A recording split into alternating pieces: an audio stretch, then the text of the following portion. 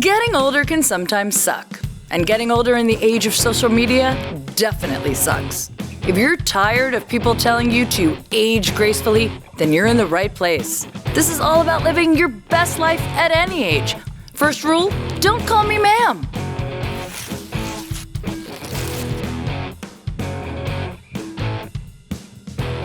Hey everyone, I'm Jodi Miller, and this is Don't Call Me Ma'am. Don't call me ma'am. Do it. God, I don't know how many times I have to tell you.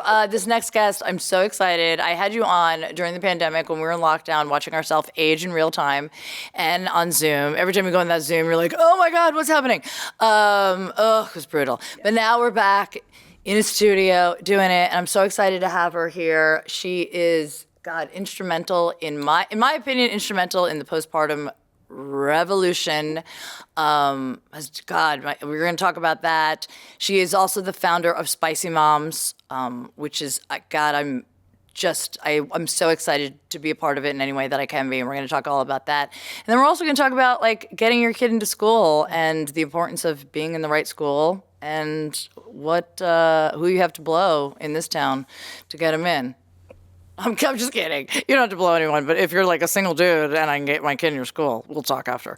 I'm just saying, because then you could also be her daddy. Anyway, start clapping right now. And by that, I mean, pull your car over to the side of the road. If you're driving, start clapping right now for Angelina Spicer. Hey. Oh, Spicy Mom. Spicy Mom. I love that people call me Spicy Mom now. Like people see me out and about and they're like, Spicy Mom, Spicy Mom. I'm like, that's me. I mean, honestly, though, your last name is Spicer. Were people not calling you Spicy before that? No, they weren't calling me Spicy. What were they calling you? They were calling me Spicer, Spice Rack.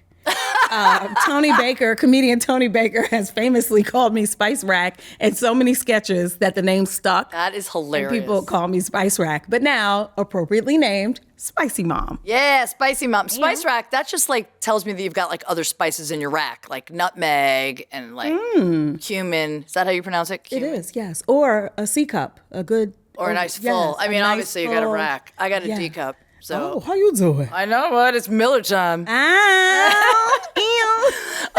So we're going to get into Spicy Moms in a minute, but let's just briefly talk about it, and we talked about it last time. And I think when we talked about it the last time, just me and you on my podcast, I was not yet a mom. So, but we definitely talked about the different types of postpartum, because I think when people think of that, they only think of the woman who birthed that child. Yes. And we were talking about it, and I experienced it myself for adoption, postpartum adoption. For me, it was definitely the death of my old life. Amen. Instantly. Amen. I don't think people really, No. Men and women. Yes. So, I mean, let's give a little quick recap about your story with your postpartum experience. Yeah, well, what happened was I planned my child. Right. I remember you were pregnant. You were doing a show, the C Word. Yeah. I was performing. I performed up until 4 days before I delivered. Yeah. People in the audience were like, oh my gosh, this woman's about to give birth right here on stage. Right in the front row. Actually, people paid extra. Right, please catch the baby. You cut the cord. Yeah. I got to finish the set. I still got 7 minutes. And stage time is so precious in this town. So precious. So precious. But yeah, it's like I wanted my child. We planned for the child. I just didn't know what postpartum depression actually looked like. Right. Right. And like you, I felt like this severe identity shift of like, damn, my old self died. The vivacious overnight. And you start to question, like, what did I do to myself? What did I do to my life? Why did I want this? Yeah. Why is this so hard? Will it ever ease up? Will I ever get the help I actually need? Why don't I feel connected to my child? Why don't I feel connected to my child or myself? I just felt like I had died. Like it was awful. And it was the worst at like 2 or 3 o'clock in the morning. That's always when it was the worst. I had a moment when she was a month old. And I was in the fetal position in the bathroom while she was crying in her bassinet and I was crying. And these are the thoughts that I had. Like, and I wasn't just like being over dramatic, which I mean, I've been told I can be, but shocker. But I was sitting there like rocking back and forth and I was crying, thinking, I'm going to have to give her back. Oh my God. I'm going to have to return the gifts. I'm going to break my dad's heart. But I really was like, I don't know why I thought I could do this. And I don't know why I wanted to do. I actively, as someone who spent 1.5 years in the adoption system, in years before that, trying to get pregnant. You paid for your child. I paid so much money, like the price of a SUV, a house, almost a house, probably in some places, but definitely a high-end SUV, definitely a Tesla. But so I was like, and then I'm like, you chose this. Then you have those thoughts. Yes. You probably had the those guilt. thoughts too. The guilt. You chose it. Yeah. Actively, you and your husband sat down. You're like, let's make a baby. And then you we weren't sitting, but we did decide. I mean, you can. Yeah, you can. I mean, we could, but we weren't sitting for that one. No. The legs were actively engaged. Would not let go for a little. Let go, and then you're like, elevate afterwards. We did all the things. Right. I mean, elevate up, but we want to have a girl. Let's do it this way. Right. But yeah, it was that guilt. There were so many different emotions of like, why did I ruin my life? Why did I do this to myself? And I didn't have, like you, anybody else who explained that that's what motherhood could feel like. Right, because people don't talk about it because they are just like racked with guilt and shame. They keep it quiet. Brooke Shields was the first person that actually came out. I mean, I'm sure there might have been other ones, but she was a high-profile person who came out and said, this is how I feel, this is what I'm feeling. And people... Really, she got a lot of shit for it. Yeah. I mean, it's unfortunate because nowadays you just mention I have posts. You can't even get the words out. They're like, sit down. What can I get for you? Right. Me too. Right, exactly. Right. Me too. Everybody's like, I didn't even have a child, but I'm just feeling it for you. I'm feeling what you're feeling. That's a trigger word for me. It's true. But like when Brooke Shields came out, she had like equal parts of support, maybe not so equal, and a lot of people that are like, get over it, it's parenthood. And what they don't realize is they probably went through it too. They toughed it out without any support. They got on the other side somehow. Some of them just developed an addiction of sorts. But you know what I mean? They did, and now they're like, this is what it is. Yes, 100%. And kudos to Brooke Shields for taking the bullet. Yeah, you know what I'm saying? For standing out in front and being like, this is hard. And for her to have so much to risk. So much. You know, I feel like, who am I? You know what I mean? I'll tell all my business. Right? But like someone who's rich and famous and gorgeous. Right. And all of these things, like... You met her, right? I did. I didn't think I would ever. Right. But when I started talking about postpartum, the first person, they're like, oh my gosh, Brooke Shields. Like, when the heck am I going to meet Brooke Shields? Really? So when I just so happened to get an invite to the White House. Hello. You know, it's just like, I got invited to like my nail salon's 10th anniversary. Oh, they didn't invite me? Damn. All right. I mean, well. But, you know, I got this invite from Dr. Jill Biden and Joe Biden to attend an event at the White House. And who was there? Freaking Brooke Shields. I was like, amazing. Oh my gosh. Such a gracious woman. She gave me her number. She gave me her card. Let's call her right now. Yes, we should. But I you know, more of us need to speak out. That's what and it is. I'm happy that Brooke Shields did it. I'm happy that we're doing it. But not only speaking out, we have to give examples of what this really it could look like. You laying in the bathroom in the fetal position, crying while the baby's crying in the other room. Oh yeah. Right? It could look like at 3:00 in the morning, you're wondering, oh my God, is a hawk gonna come in my daughter's nursery and eat my baby alive? Am I gonna jump out the window with the hawk when the hawk decides to leave? Like, what does this really look like? Right. You know, when I saw you, and we've talked about this before, you were, oh my God, like 3 weeks out. You had just given birth, and she already had her body back. What a bitch. But anyway, and her boobs were even bigger, so it was like, oh my God, she was like even hotter. You showed up in my apartment. We were working on some comedy because you were getting back on stage, and you just had a very vacant look to you. Very, very vacant. And I was, you know, again, I had only heard from, you know, the Brooke Shields story, but people were not talking about it, and you were very open, but you also were talking about it like you were so disconnected from the experience of being a mom, from your daughter, from it all. And I'm looking at you, and all you were concentrating on was like, let's write material, but you were also on the verge of tears. And I said to you, write it all down. Write it all down. I remember. Because people are going to want to hear it. And when you add humor to something, they pay attention more. It's just a fact. When someone's giving a speech, a lecture, and I've worked with a lot of people, doctors that want to, you know, give a lecture, but they want to add a little humor to keep people interested. Yeah. They do. They absorb it more. And I think you were like, okay, I'll just write it. And you were just like, whatever.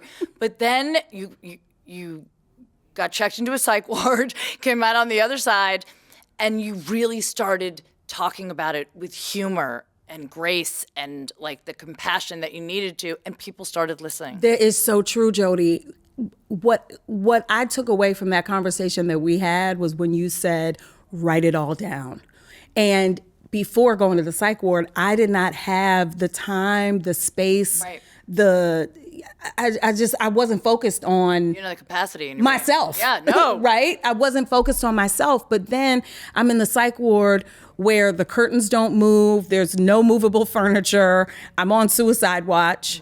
Didn't know that I was signing up for that, but I was like, okay, it's nice to be checked on. Thank you. Thank you for coming back every 5 minutes. But I had so much time to myself to go to therapy while I was in the psych ward and to write.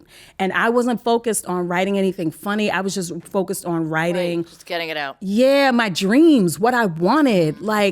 And it was a necessary step in my recovery. I feel like, I had gone to AA. But yes, writing it all down helped. It helps to go back and recount some of that craziness that I was feeling and that I was experiencing. But I'm so happy that I took that time for myself. My God, I would not have made it. I think that is one of the biggest, I guess one of the best pieces of advice. And here's the thing. Not everyone's going to get checked into a psych ward and have that time. Yeah. There's a lot of parents out there, myself included. I actually had the pandemic. So I was with her a lot, just feeling very isolated and alone, but at least I had some time.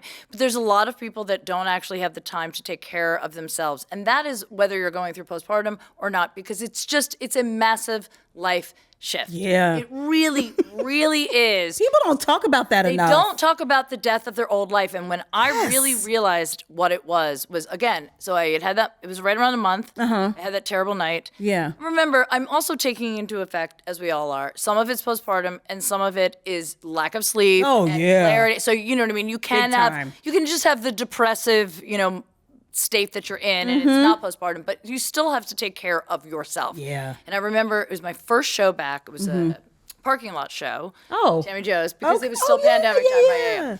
Yeah. But I was ready. I think I had written some stuff. I thought I was ready. Oh. But in my mind, I was like, I'm going to talk about all this new stuff. And when a comic gets on stage trying out all new stuff without ever really running it, it's kind of a disaster. And I got up to say the least. Exactly. And thank God it was a parking lot show, because everybody was in their car and I couldn't see their faces.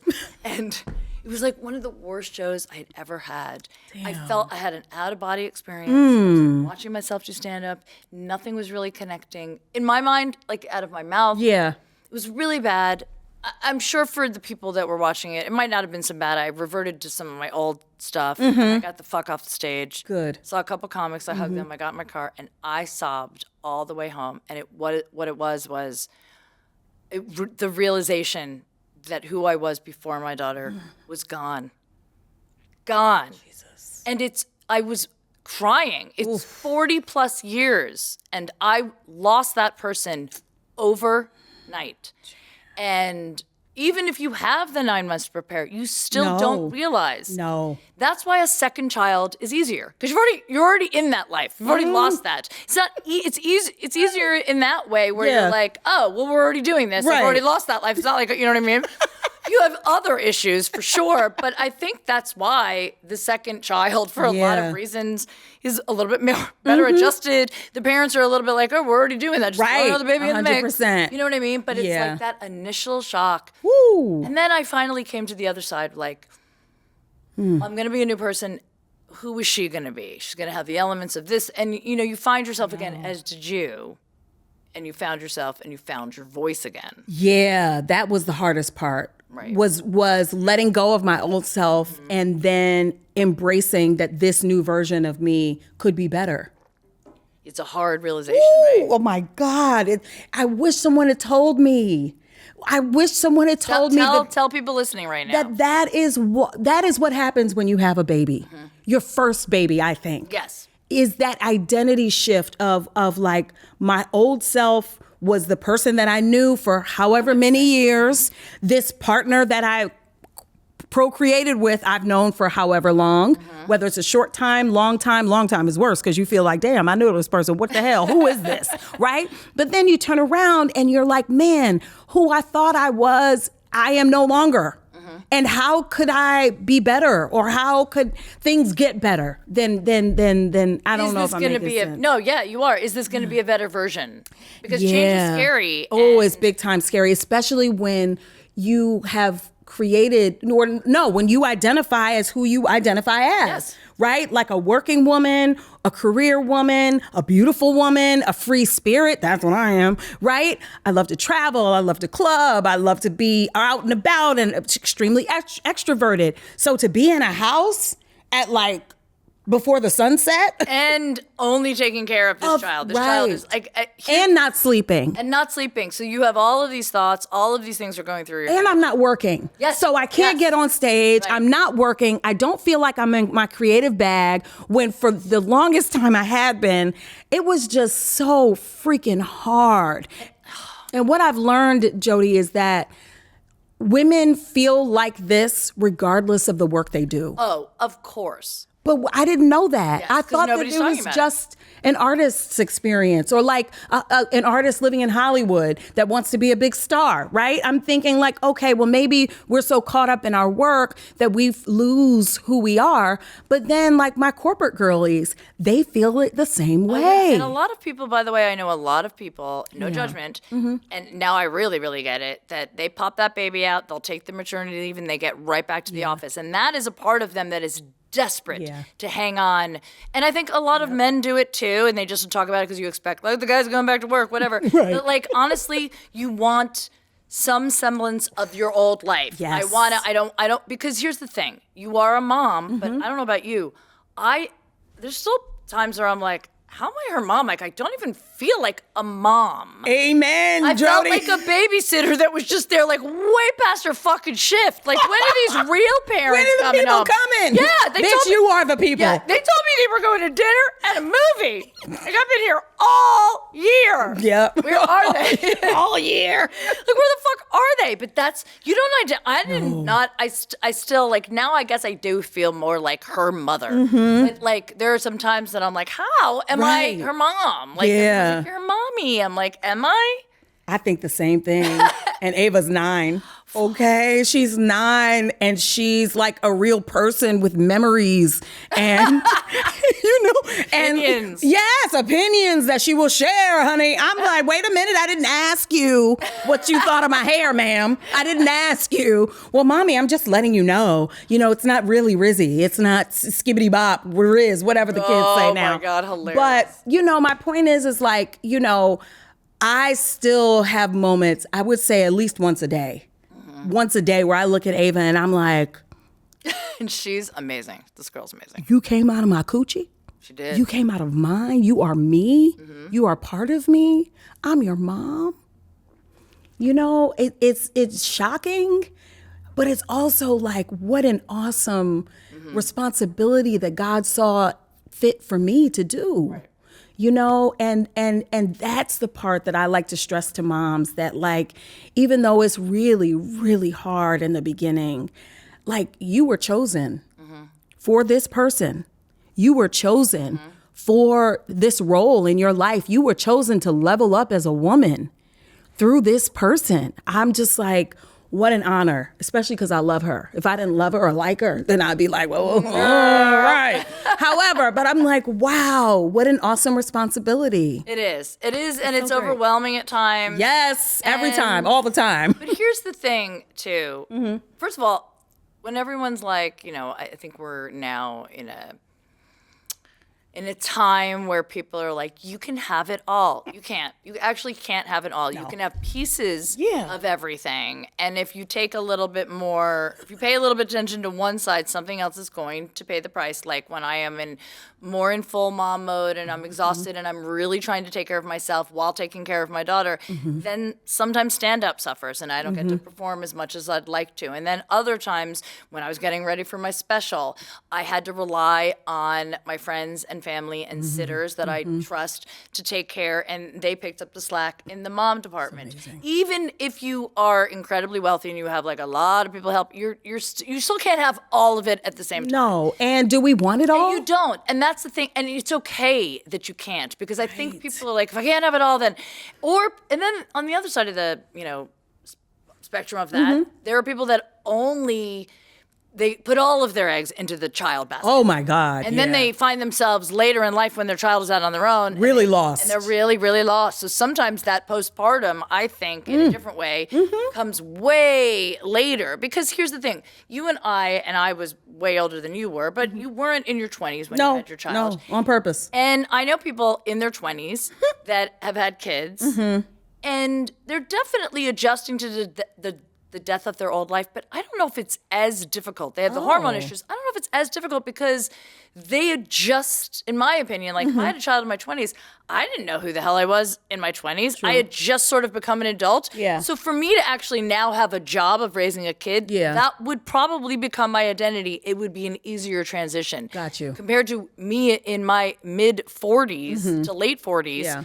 This is who I am. Yeah. Like, I'm so much different than I was in my 20s, even my 30s. And I love this person. You know what I mean? But now, like in my 20s, somebody's like, and here's a baby now.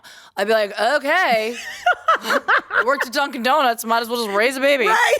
You know what I mean? Like, there has to be some... I think so. But the 20-year-olds I know that had kids when they were in their 20s, I don't know if they had postpartum depression. I don't know if they had postpartum anxiety. Anxiety is the big one. Right. But I do know that the ones I know, which are many, were like, damn, I really should have lived. Yes, that is something. Now, all of my friends, should have, but all of my friends, well, not all of them. Some of my friends had them in their 20s and some in their early 30s. Yeah. On purpose? Because these are the ones that these were not on purpose. They did on purpose. Okay. But I'd say mid to late 20s was one of my friends, a couple of my friends, and then very early 30s were some of my others. And I think they looked at me, well, I'm like, oh my God, I love being Aunt Jodi, and I'm off to Mexico, or I'm off to Paris, and I'm gonna perform. You know what I mean? And they were like, ugh. And I'm glad I did it that way when I had the energy, and and my ass was up higher, and I could be, in Spain, just like I'm kidding. I actually have never been to Spain, but I'm going. But I mean, that's when I wanted to have. I'm glad that I had a child later in life. I am too. Because I have no desire to be out late anymore. And I know I would have. I was the girl that I went out every night because, not even like to party, but I just didn't want to miss anything. Right. FOMO is real. It's real. It's real. I just, I'm happy that I did it the way I did too. I was very cautious about getting pregnant. My mom had me at 16, right? So... I can't even imagine that. Your brain is not even close to being fully formed. No. And now you're forming another brain? And you're still having to be responsible for yourself and stand up to your family. Yes. And still get your education and still work, all those things, So I veered in the completely opposite direction of my mom. I was like, I'm not having a baby until I'm ready, I didn't even think about marriage. I was just like, I don't know. Even when I got married, I was like, wait a minute. We waited 6 years, Jodi.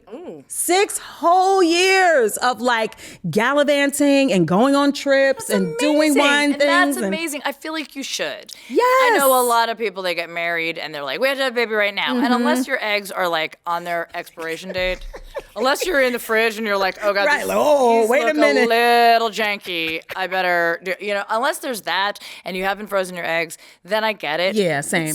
But honestly, for those people that are like, we should have a baby, think about it. Do everything you want to do that you can. Everything. And then, you know what I mean? Because it's really hard once you have that child. It's different. It's just different. Yeah, it's different. You're different. Your circumstances are different. How people see you is different. Your own family, how they perceive you is different. Just the whole gamut of responsibilities, everything is just different. My in-laws, I don't even think they really had a deep enough appreciation for me until they saw how I mother. Oh, wow. Really? Yeah. There was always a level of mutual respect, of love, etc. But them seeing how I maintain my house, how I take care of my husband, how I take care of Ava, they are just floored First of all, they're white, so they've never seen a real superhero in life. You know, people who know black women, they know how we get down, right? We handle it all. So, but just even seeing their perception of me changed, you know, and I wasn't expecting that either. And you just brought up race, and that's another thing. Postpartum was definitely not something that was discussed in black culture, especially for black women. You guys, I mean, just tough to like. No, because you don't have time. You don't have time to be depressed. You don't have time to not work, right? You don't have time. Answer that phone. No. It's Brooke Shields. Oh, Lord. It's Brooke Shields. Hey, Brooke. Me and Jodi are just hanging. See you at the White House next week. Smooches. But yeah, it's I forgot what we were saying. It's like the fact black women, yes, no. And in fact, Jodi, you know this, and I talk about this a lot on stage, is that, you know, when I initially told my family, my cousin, she shut me all the way down. My cousin shut me, she has 5 children, okay? 5 children.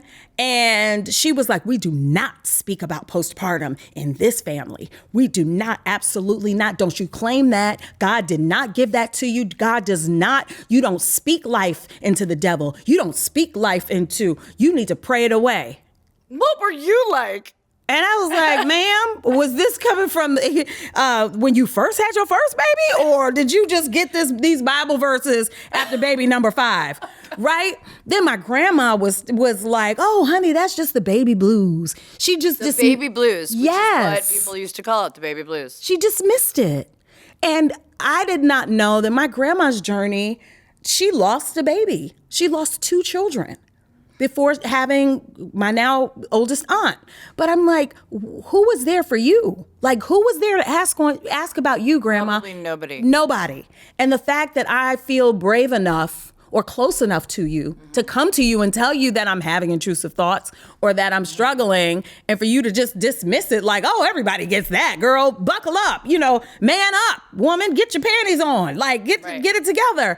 I just felt even more isolated. Of course. And misunderstood. And then you're scared to bring it up to anyone else because you don't want that reaction. I didn't bring it up to anybody else. I didn't. In fact, I would just roam the grocery store aisles. I remember you told me that. Yes. I did that as well. Did you? With her in tow. Okay. Except for when I got a sitter. I actually just went there because it felt familiar. Yes. And I needed a moment to feel like myself again and pretend that it wasn't all real. And you brought up intrusive thoughts, and I think people don't realize that, because I still have them, and I still work through them. But in the beginning, I had so many of them, and that is a huge symptom. And people they just think, oh, that's just whatever. And or they get scared as shit about it. Scared as shit, and they don't talk about it. I'm just now hearing comics even discuss intrusive thoughts on stage. Oh yeah, I used to have them. Before I even became a parent, I had them so like infrequently, but I would it's terrible. And by the way, anybody that knows me knows that I love my cats, especially my cat. Then I would look at my cat and like a thought would pop up in my head, like I could grab a knife and just boop, kill him right now. And I'd be like, oh my God. Right. The feeling that comes over your body is like you want to cry and scream. And you're shameful. And you're like, why the fuck did I think that? Or I'd look at someone helpless on the street and think I could push them into oncoming traffic. And you would never do that.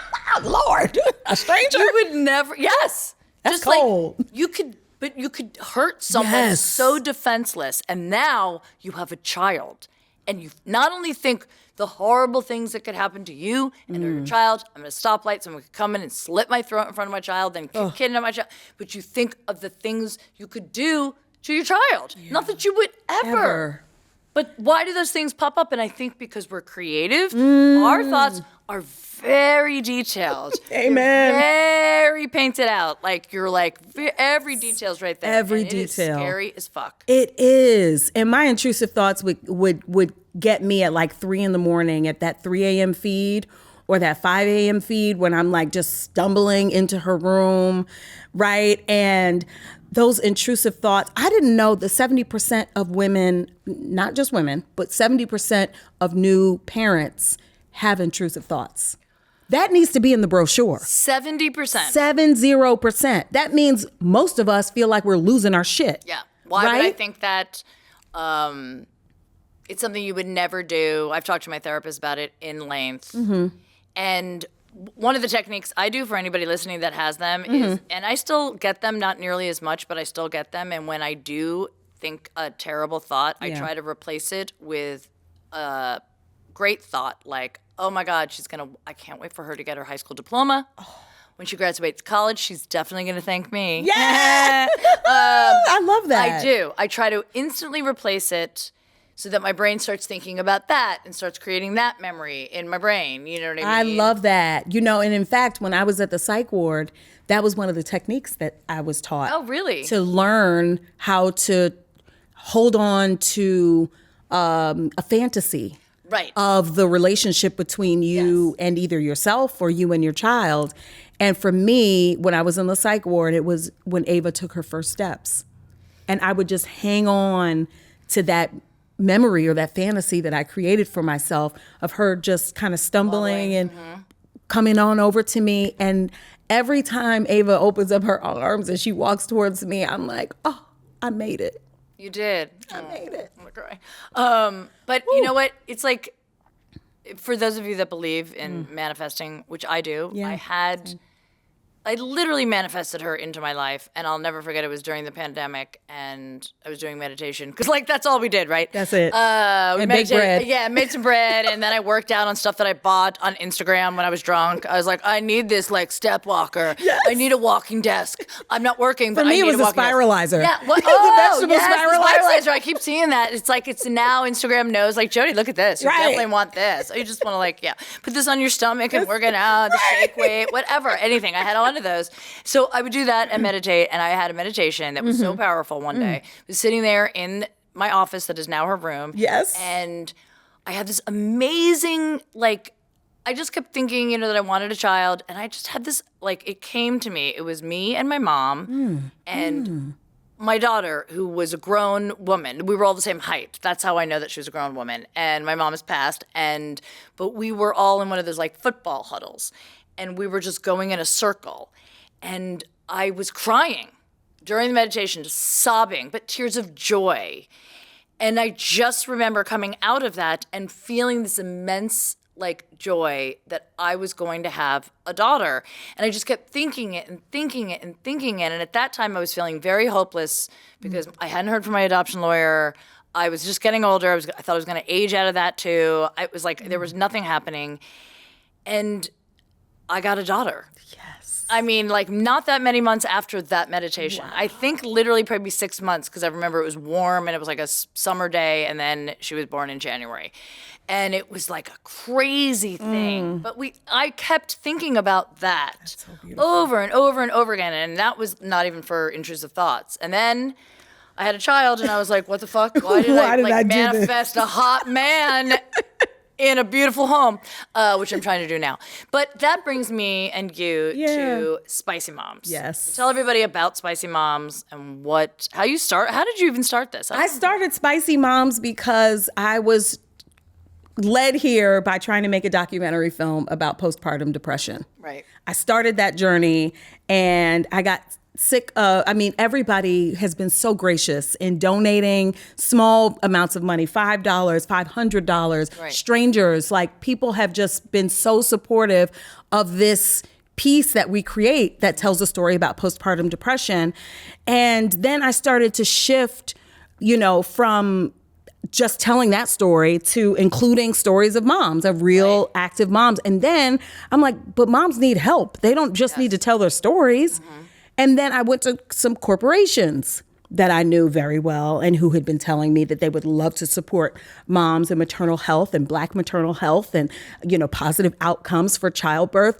And each time I went to them to ask for tangible money, they said no. So I said, you know what? By the way, how do they say no to something like that? They say no because they don't have the budget. It's usually that. It's usually like, we'd love to, but we have a $98 billion surplus. We had a $98 billion surplus last year, but we don't have 20 grand to help you deliver postpartum kits to moms throughout the country. But okay. So then I got tired of hearing no, and then I figured, well, damn, what can I do to create something where moms can help each other? Right. Where we don't need money to do that. Right. So I created Spicy Moms to really lean into our network of women, our network of not just women, dads too, that want to offer support. So we have lactation consultants, we have doulas, we have experienced moms, we have folks that just want to donate some of their baby items, right? Moms that want to deliver postpartum kits, moms that want to cook meals and deliver meals to new moms.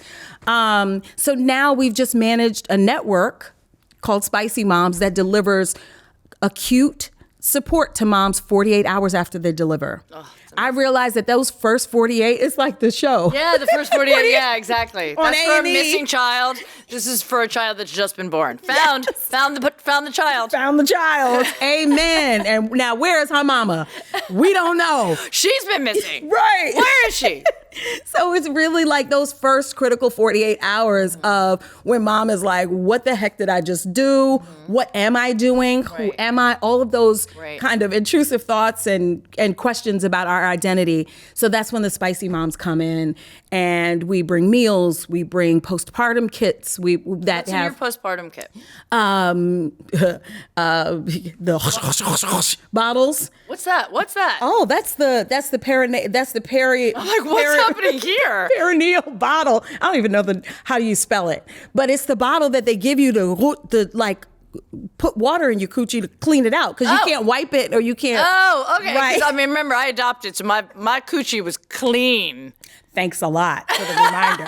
Okay. Thanks I was a lot. back in my that was the joke that I had. I was like, well, I remember when I was flying home with her, they were like, you had a baby 2 weeks ago? I'm like, I know, so thin, so skinny, so thin. Six pack is back, bitches. Baby. Right. So yeah, but what's in the postpartum kits are clean the vag. Nutritious foods, something to clean the vag, adult diapers because those are needed, numbing cream, hemorrhoid pads. Yeah, that's the thing. All the things. Here's the thing. I adopted, so my life obviously, and I was an overnight mom. For those of you who don't know, which most of you do. So it was like you're Jodi one day, mom the next. Whiplash. Yes, really hardcore. Intense. Yeah. I cannot imagine going through what I went through, especially that first couple of months. Yeah. And also being in pain from childbirth and or a C-section. Yes, in recovery. I don't like that. To me is a different level. I was not in pain, and I had not just experienced, how many hours of labor or whatever. Yeah, a teared vagina. I mean, like just ripped apart down there. I mean, two became one over here. I mean, ma'am, like that, and sore boobs. Yes, that I did not. So I didn't have that. And I can't imagine. Having taking care of a newborn. While recovering, your body's recovering. 100%. And, my heart goes out to the moms or the people that give birth who have had a traumatic experience giving birth. Oh, yeah. One of our good friends, Kanisha Buss, who's a stand-up comic. She almost gave birth to her child in the back of an ambulance. And had severe cardiac issues.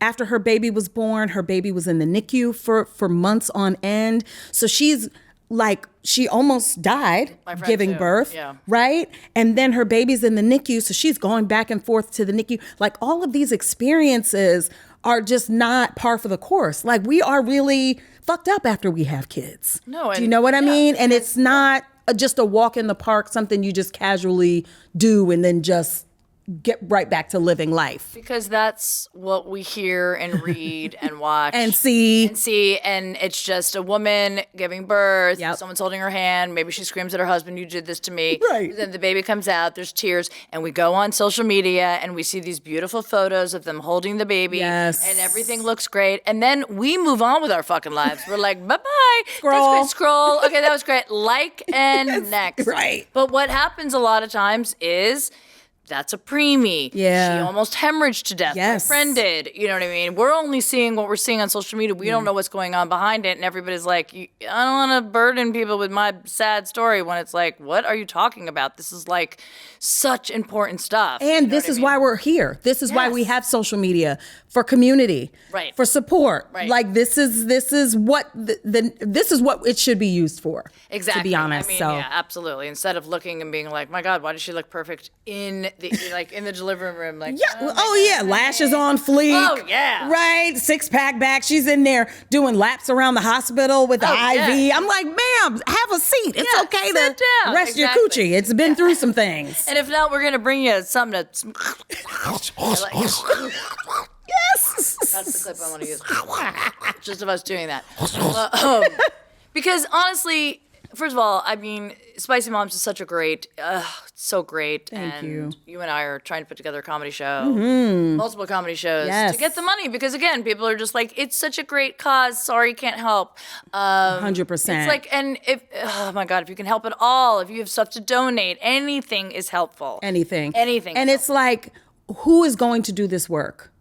Nobody wants to do it. I work with hospitals. I work with lactation consultants around the country. I work with lawmakers now. I work with international entities. No one wants to fund the work. So to me, that tells me that you're just going to pay lip service to it and you don't want to do it. But thankfully, the women in our network, the folks in our network of Spicy Moms, they're like, no, I'll go and show up to a mom's house that I don't know because I know that she needs us. I would totally. Absolutely. Yes, I have packs of formula that we haven't used in my house. That new mom can have it. You know, one person donated a $3,000 crib to I have my a crib new mom. that I might You know what donate. I'm saying? Yeah. Bring your car over. I will bring my car over, girl. Me and Ava, we're going to lift up the You crib. guys came when Mackenzie was really, really little. You guys came. And Ava, she says that Mackenzie is her little cousin. Oh my God, I love that. Oh my God, she needs a big cousin. And I remember there was a dead mouse in my pool, and I asked you if that was an omen. That's what I remember from that time. A dead mouse. A bird hit my window and then died, and then I had a dead mouse. It fell in my pool the way they do. But you guys came over, and I think I immediately was like, "There's a dead mouse in my pool." Yes, you did. You're like, okay, go to the store. I don't know. I went somewhere. You guys took care of my daughter, and I was like, "Oh God, it's an omen," because those are the thoughts that you have. You know what I mean? And it was. And look, I'm a single mom, and it's fucking hard. I don't know why I thought I could do that. Because you can. I mean, I can, but I was like, oh, wow, you really thought you could do this. And then I have moments where I'm like, who, what? Right. But thankfully, I have amazing friends and family, but there are a lot of people that don't. Yes. And I get it. I might be a single mom, but I definitely have more help than a lot of people and less help than a lot of people. I'm kind of right in the middle. And I'm always like, what can I do for other people? Because people reached out to me. Somebody gifted me. Sam Tripoli gave me 5 nights of a night nurse. That's what those are the kind of baby shower gifts we need to be giving. Yes. And not then onesies. and the only thing he said to me was pay that forward. And I did. And I mean, I couldn't do 5 nights, but I did. But I Like, used my I got baby 6 nurse. hours for you. Baby. No, but I paid it forward. The baby nurse that he gifted me was amazing. Michelle she's amazing. Anybody wants her info, she's amazing. She saved my life. Amazing. I love Saved to hear that. my life. I love to hear Eliza helped that. me out for sure. A lot of friends stepped up. Yeah. And it wasn't until that first night with the baby nurse that I was like, okay, it's more important that I have her than eat. Like I was like rearranging finances, and she just became a part of that family. Yep. And Thank once God. Mackenzie was 6 months old, she's like, you got this, which I did. And then a friend of mine gave birth, and he had to go to town, and his wife, lovely, she was like, oh my God, I'm kind of a single mom for the next whatever. Right. And she was freaking out. And I said, I can gift you Michelle, who is, the baby nurse. Amazing. And that was also like a game changer for her. Wow. And it's things like that. And by the way, I know people are like, I can't afford to do that, whatever. Even if you volunteer an hour, 2 hours, tell that mom to go to the grocery store. Yes. Tell that mom Girl, to get go out of the sleep house. in your car. Sleep in your car, do whatever you have Walk to do. around the block. Like, just check out. Your baby is fine. You are Yes, fine. you You are go fine. check out, and we got this for a second. I did the same for, not even just me. The Spicy Moms came together, and we have a friend to the network named Carrie Ann, who lives on the East Coast. We were able to give her and her partner a week of night nurse care. Oh my God. Right? Because that is critical. I didn't know anything about a night nurse. By the way, night nurse care is a more relatively new thing that you can actually afford. You know, not everyone, but I think back in the day it was probably thousands of dollars, and now you can find a really good night nurse for $1,000. Yeah.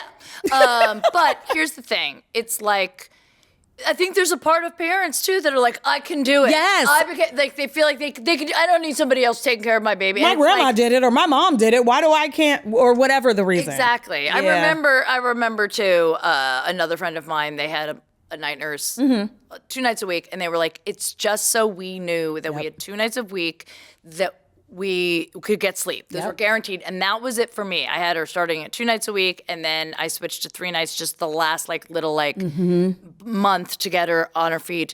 And I knew if I had a shitty night one night, the next night she was coming. And the first night she walked in, I'll never forget it, because I already poured myself a drink, because it was like almost 10 o'clock. She walked in, she goes, "Night, Mom."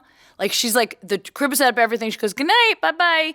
And I went in my room with my drink and my tablet, and I just read and drank my Jack Daniels and went to bed. And that was the morning that I woke up, and I was a much better mom. Yes. I was like, now I can do this. It's okay to ask for help. Oh my God, please ask for help. It's okay to pay for help too. It's okay to pay for help. It's okay to ask for help. It's okay to receive help. Accept the help. Come on. Accept it. Seriously. Oh my God. So our hour's almost up, but I really want to talk about, because Ava's in school, obviously. Yes, she is in school. My daughter is Thank in God. preschool. I know, seriously. That's why we're here, guys. Right. I know. It's honestly, when parents drop their kids off, it's like the clock starts. Yes. About like your freedom clock, and that clock goes by fast. And you see parents running to their car. That is me. Me too. Before they can go, "Excuse me, bye-bye. Gotta go. Sorry, what? Bye-bye." You can see every parent Monday morning, and then Friday afternoon when you're headed there, you're like, oh, God, how many play days can I squeeze into this weekend? Yes. Jesus Christ. I squeeze in them all, honey. I mean, honestly. But, so now I'm at an age where, unbelievably, I have to think about where she's going next year for TK. She can stay where she's at. And I don't know if you guys know this, and some of you do. If you're in California, getting your child into a good school, it's not just where you live. It's like, how do I get them in? I cannot afford to send her to some like private school. Yeah, no. And you're like on the PTA at your daughter's school. I have to be, because my daughter's in public school, and it's one thing to like choose a neighborhood, right, to buy a house or to like settle down with your family, but it's another thing to like trust everybody's word. Like, I'm very active. The principal knows me. I was on the hiring committee for the principal.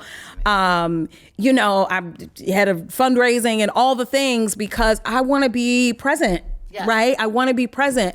And because my husband's a public defender. Like, we didn't have the money to send her to a $30,000 private school that LeBron James's children go to in Hollywood, So it was like, okay, we have the public school that's nearby. They say it's okay, but I'm going to be fully engaged so that I know what we're actually getting into. And I'm happy. I'm happy with our school. It's not super fancy. Right. Burbank moms, they're a little, a little regular for somebody with a little razzle dazzle. However, we're going to help them upgrade. We're going to help them revamp the PTA and all the things. But I'm I just, my heart goes out to folks who have to do the lottery and charter school and the whole bit. Because I remember what it was like in preschool, fighting to get in somewhere, right? I got in. I love where she goes. Okay, good. We only switched that one time.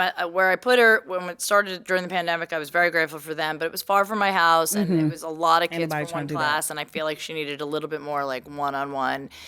Just a little bit smaller classroom. And I moved her to this place that's 5 minutes from my house. Ooh. And amazing. And I love all the parents, and they're really great.